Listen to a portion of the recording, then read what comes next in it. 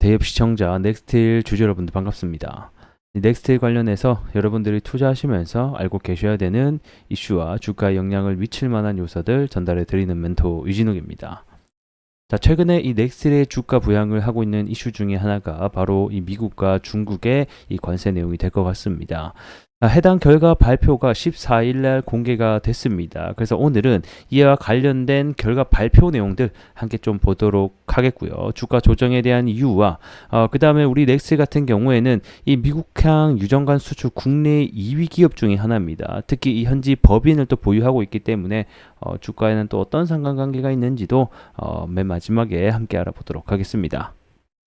자, 중국산 품목에 대해서 301조 미국이 부과하는 관세 인상 내용 함께 보도록 하겠습니다. 자, 5월 14일 수요일날 발표된 내용이고요. 이 바이든 행정부는 이 중국으로부터 수입된 약 180억에 달하는 이 주요 전략 품목에 대해서 관세 인상할 것이라고 발표를 했습니다.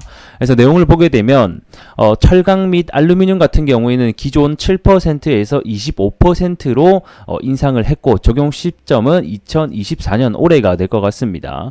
그리고 뭐 이제 나머지 반도체, 뭐 전기 자동차, 이 전기 자동차 같은 경우에는 25%에 에서 약 100%로 5배 이상 사실 부과를 했는데 이게 사실 뭐 중국에서 미국으로 수출되는 전기차가 사실상 거의 없거든요. 그래서 올해 이 중국 승용차 협회에 따르면 올해 1분기 미국에 수출된 중국산 이 전기차는 이 폴스타라는 브랜드가 하나 있습니다. 그래서 이 폴스타의 227대 요거 2217대 요거 말고는 사실상 전기차가 나가는 게 없기 때문에 추가 관세가 부과된다고 하더라도 이 중국 전기차 기업에게는 미치는 영향은 거의 없다. 이렇게 좀 보시면 될 것 같고 뭐 나머지 배터리 부분에 있어서도 7.5%에서 25%로 대부분 인상을 하고 주요 광물 역시 25%로 대부분 사실 수입되고 있는 거를 다 조사를 해서 현재 관세를 크게 부과한 것으로 보여집니다. 의료 제품에도 사실상 거의 0%로 이제 부과를 하고 있었는데 뭐 주사기라 바늘이라던가 등등 해서도 부과한 모습을 볼 수가 있네요.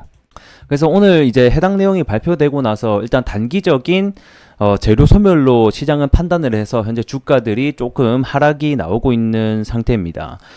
제가 말씀드렸던 부분 중에 하나가 이 관세 인상률 같은 경우에는 철강이 기존 7.5에서 25%로 올라갈 때 이게 예상률이었잖아요. 근데 똑같이 나왔어요. 그래서 이게 만약에 더 추가 상승이 나오려고 했으면 사실상 요거보다 조금 더 크게 부과가 됐으면 시장에서 한층 더 주가가 올라갈 수 있는 계기가 됐을 것 같은데 기존에 예상하고 있던 바가 그대로 나오다 보니까 지금 현재 단기적인 재료 소멸에 대한 인식으로 주가가 좀 하락하고 있는 게 아닌가 이렇게 좀 생각이 들고요. 자, 그러면 이번 관세로 인한 국내 증시 영향은 어떤지 함께 보도록 하겠습니다.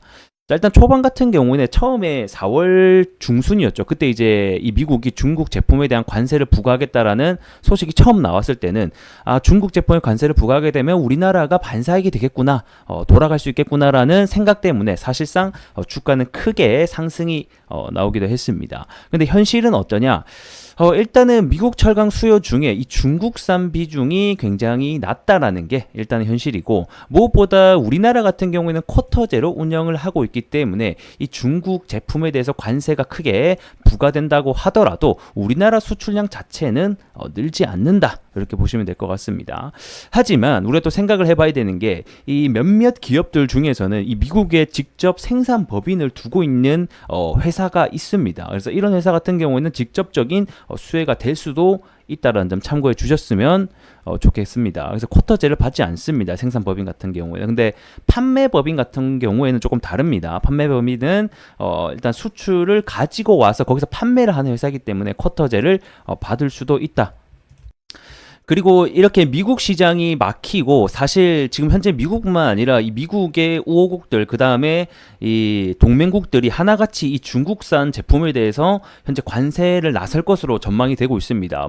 뭐 유럽 쪽이라든지 우리나라도 최근에 이 반덤핑 제소를 시작을 했죠. 후판 가격 같은 경우에는. 그러다 보니까 어쨌든 간에 이 중국산 제품들이 이 미국 외 다른 나라에게도 수출을 못하게 되면 결국에는 이게 우리나라로 또 충분히 들어올 수 있거든요. 그러면 안 그래도 지금 현재 철강 업계가 힘든 상황인데 이 철강에 대한 공급 과잉이 심화가 돼서 이 전반적인 수익성 역시 떨어질 수도 있다라는 점 알고 계시면 좋을 것 같고 현재 중국 같은 경우에는 이 전 세계적으로 철강 제품을 약 55%로 생산을 하는 아주 중요한 국가 중에 하나죠. 그래서 우리가 철강 가격을 볼 때도 이 중국의 열연 가격을 보기도 합니다. 그래서 만약에 이 중국의 수출이 더 심해진다라고 하게 되면 결국에는 이 철강 가격 하락으로 이어질 수 있기 때문에 이는 곧 실적 악화로 이어지기도 하죠. 그래서 이 철강협회에 따르면 23년도 이 중국산 철강제 수입 같은 경우에는 873만 톤으로 집계가 됐는데 전년 대비 약 30%나 육박하는 아주 큰 수치로 증가를 했다는 것을 우리가 알 수가 있습니다. 중국산 제품만 아니라 사실 이제 일본 같은 경우에는 마이너스 이제 금리를 비록 탈출하긴 했지만 아직까지는 값싼 이 엔저로 인해서 철강들이 우리나라에 또 유입이 되고 있기 때문에 사실상 우리나라의 철강 제품들이 좀 조금씩 더 입지가 좁아지고 있는 상황이다. 이렇게 보시면 될 것 같고 결국에는 이러한 사태로 인해서 이 미중 무역 전쟁이 더욱더 격화될 것임을 우리가 알 수 있을 것 같습니다.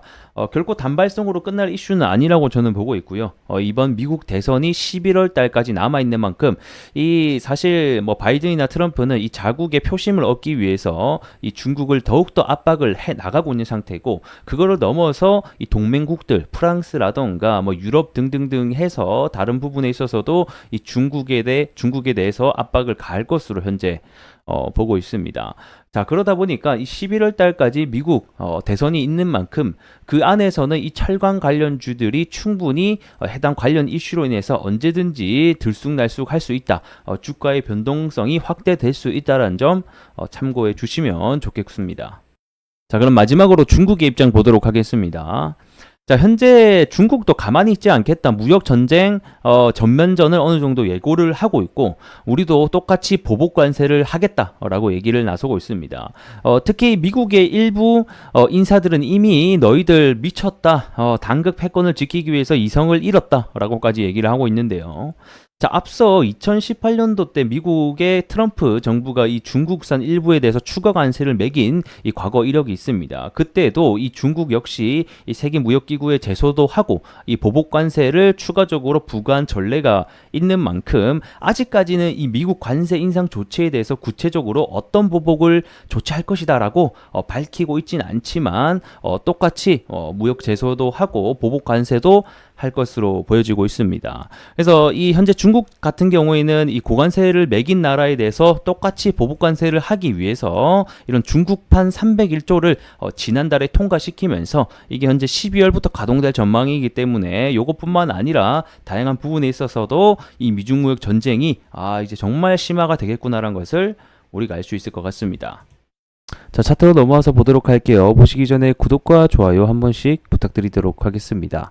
자, 오늘도 그리고 어제도 주가가 하락이 조금 나왔었는데 해당 전고점을 사실 좀 돌파를 해줬었어야 돼요. 그래야지 이 사실 위에 때 구간 요 매물대 있는 구간까지 올라갈 수 있거든요. 9,000원대, 만원대.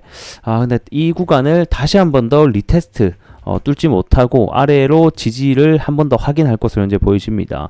아무래도 일단 단기적으로는 발표가 되고 나서 재료 소멸에 대한 인식이 어느 정도 시장에 강하다 보니까 철강 전반적으로 현재 조정이 나오고 있는 상태다. 이렇게 말씀드릴 수 있을 것 같고 하지만 제가 말씀드린 대로 미국 11월 달까지 아직 기간이 남아있고 기간이 가면 갈수록 결국에는 이 미중 분쟁에 대한 부분이 악화될 것으로 현재 보이고 있죠. 그럴 때마다 주가가 다시 한 번 더 변동성을 나타낼 수 있으니 이런 부분들을 우리가 좀 기대를 봐야 되는 부분이지 않나 이렇게 좀 생각이 듭니다.